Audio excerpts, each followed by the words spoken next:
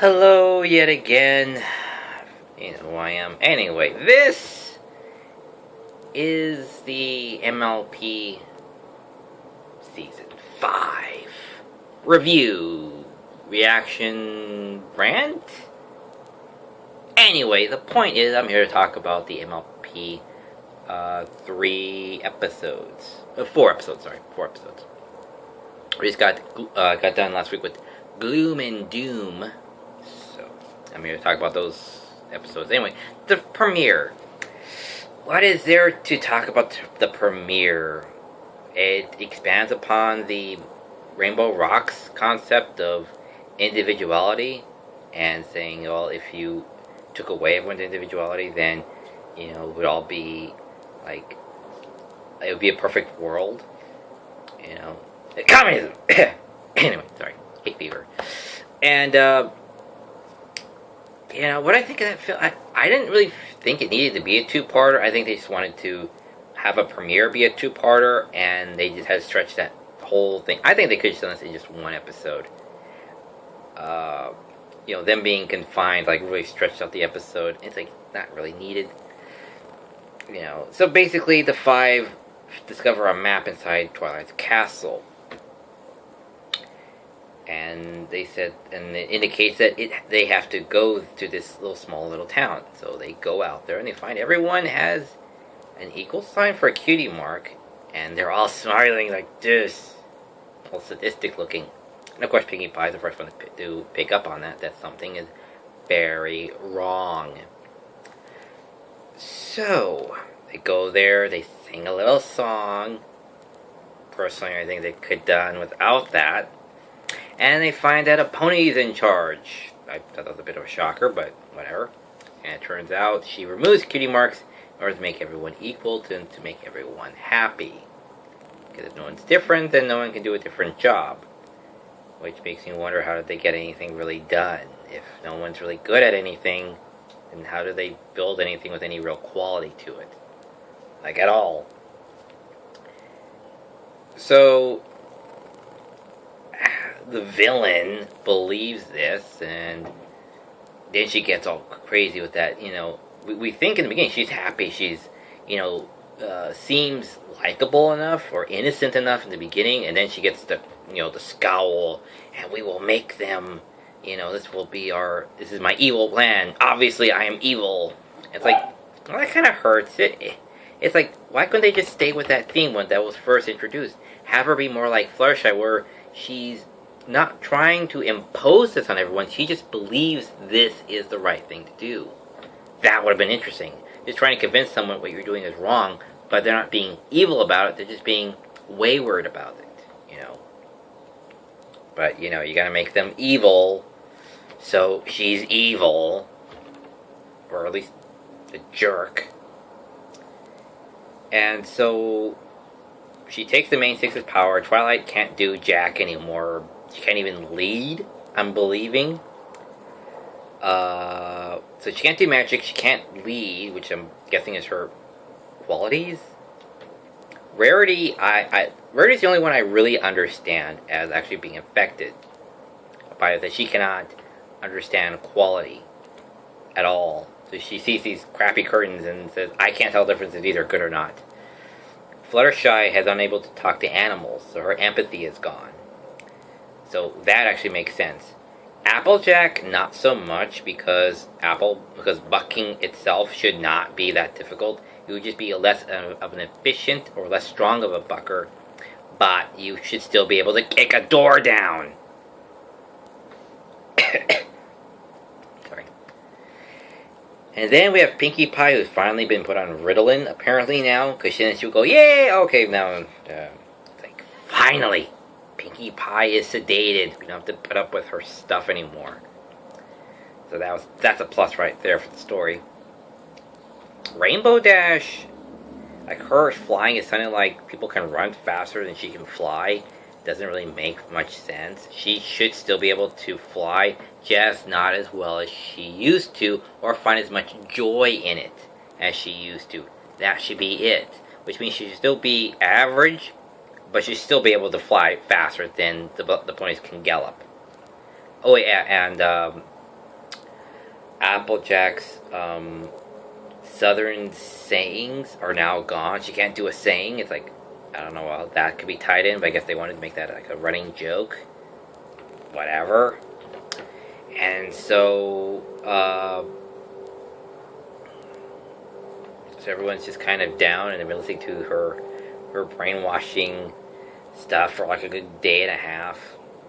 Then Fluttershy says that she's the most sympathetic to their cause. She understands them and believes that she's trying to make a world, trying to create. Fluttershy understands that she is using the leader. I forget whatever the hell her name was. Fluttershy understands that hers perception of perfection and understands it as a non-violent means of creating peace. But then she has to be a jerk and then take away everyone's powers. So she understands that she's trying to make a perfect world as she sees it, but Fluttershy knows what she's doing is very wrong. So she's most sympathetic, so they sent her out to go and find the cutie marks. And then the plot says, oh, we'll just bring them to her, because apparently she's not going to get very far very fast anyway. And it would be more convenient if they were all in one place, closer by. Then she stumbles across another secret because of plot convenience, because she wouldn't find out any other quicker way. What's her name? The evil leader splashes some water on herself, and it's shown she does have a cutie mark. Her special talent is removing cutie marks. Yeah. So there's an anti-pony out there whose talent it is to steal cutie marks. I don't know why that universe would allow such a thing, but apparently it thought it needed someone to take away other people's special talents. They're trying to do something. I know they are, the writers. I know they are. To what end, I'm not entirely sure, but it feels a bit forced, honestly. It does. It just feels a bit forced to me.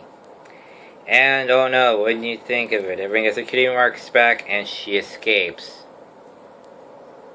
I wonder if it has anything like the beginning of Season 4's, nods, Pony of Shadows, Fluttershy's Fangtooth, stuff like that. Like, is this going to mean anything by the end of the series, or is this going to be one of those things where you just leave it for no apparent reason? So, that episode ends, and that's it. It was a good world-building episode. It shows that even though people are different, it does not make them superior to you. If they can do something you can't. And that's about it. So then in episode 3 or whatever, based up with Twilight saying, well, I don't want to go home because my home is not my home. It doesn't feel like home. The castle does not feel like my home. And it's like, yes. So the main 5 have said, okay, look, we'll try and make this house seem a bit more homey to you. You go to the spa, we'll take care of everything. Because we know you best. Who else would decorate your house to make you feel more like home? So they sing a song, and of course, they get it wrong. They put themselves in the house rather than Twilight in the house. So each individual section, as well as the central room, is now crowded full of their stuff. I don't know why it's not also their castle as well, since basically they each have a throne. So they should be ruling it in tandem, so I'm not entirely sure why they couldn't just each pick a room and say, I will decorate each room to my style, because that's what I choose to do with my room. Whatever. And then we see something rather interesting, or I find incredibly annoying at this point after 2 freaking seasons and a couple of movies, is that Rarity tells Spike to keep Twilight busy until sundown so that they can fix their mess. Rarity then gives Spike the bedroom eyes. And then Spike says, anything for you, Miss Rarity? And floats off on a cloud of hearts. I personally find that rather annoying, because I thought at this point they were friends and no longer love interests. Or at least Rarity was no longer the love interest to Spike. Because he hasn't done anything since Imagination Manifestation. He referred to her as his friend. Referred to her as his friend. And they're all buddy-buddy. And we haven't seen anything of their interactions, before then or after. And in the movie, Spike is not fanboying over human Rarity. He's just hanging around with everyone else. So I don't understand why all of a sudden this just pops up out of nowhere and now he's still in love with her? Or maybe she's just that charming? I don't know. It just feels still kind of just out of the blue. Oh, he's still into her. It's just like, say something about it, just say something. Don't just have it hanging there and then get back to it when it's convenient, If it's a major issue, talk about it! So yeah, there is that. So in the end, what happens is that, we each still have a room that's themed after ourselves. And the main room is something we bother to actually try and put thought into. And we realize what you like is books, so we got the old library stump, hung that up there. We somehow put memories in gems and hung those from the roots. I didn't understand how they even did that. But apparently they did, and now it's there. So the castle looks lived in. So now I can feel less homesick, or less like this is not my place to live. Them stopping off by the old ruins of the treehouse, it was actually kind of nice. Showcasing that them losing their house for the past 3 seasons and one movie is actually something that weighs heavily on their emotions, So that's nice. And then there was Bloom and Gloom. It was a bit heavy-handed for my taste. And I kind of realized at first that it could be a dream that she's stuck in. And I thought the voice talking to her at first was Princess Luna. But then I found out, it was just Apple Bloom this entire time, torturing Apple Bloom with her own fears. Oh, okay. And then she starts questioning, about, what happens after you gave Q Mark? What do you do with it if it's not something you were anticipating? How would you react to that? So she goes through all these different scenarios. And then Princess Luna comes in and rescues her from basically torturing herself. With her own self-doubts and fears. So there's that. It feels just a bit heavy-handed. And it's just like, I don't know. I would have done basically the same thing, but I would have done some things sooner and other things later. It just felt a bit too heavy-handed. Like they're still talking to children. And us older adults, we're kind of waiting for something a bit more, less heavy-handed, I doubt we're ever going to get that, but, we just want something that doesn't feel like it's just spoon-fed to us. Just want a compelling episode that stirs you, makes you think. That's why I love the series. Most of it, anyway. And that's about it. Next week, I have no idea what that episode is, or even what it's called, because I'm taking this season off from Wikipedia, so that I can't repeat what happened in season 4 with all of its misleading titles. Because you think the title means something, and then the episode turned out to be something else totally different in theme. Read It and Weep. Was that Read It and Weep?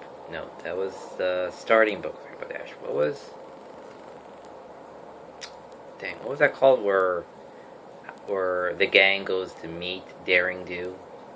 And Daring Do's real? Like, why? That doesn't make any sense. It's like saying Superman suddenly is real. It doesn't make any sense. Why would the world suddenly have Superman? It doesn't make any sense. And he was like there the entire time. We just didn't look out the window and notice that Superman is saving the day right there. You know, doesn't make any sense. Anyway, so those are my thoughts on MLP Season 5 so far. So, yeah. Still waiting on the return of Equestria Girls timeline or storyline or whatever, with Human Twilight showing up. That's going to be interesting. So I'll keep you posted. And as always, fair intrepid viewer, take care and see you on the other side of the screen. Bye.